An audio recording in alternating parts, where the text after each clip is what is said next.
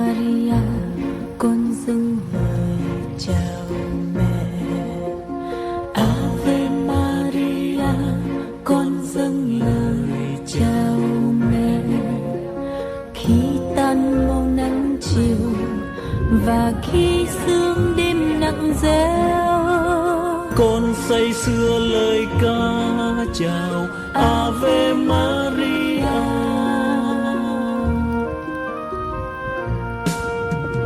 Con dâng lên mẹ lời mừng, Maria đầy phúc, Maria đầy ơn, mẹ luôn có Chúa ở cùng. Maria mẹ hiền từ, xinh hơn muôn phụ nữ.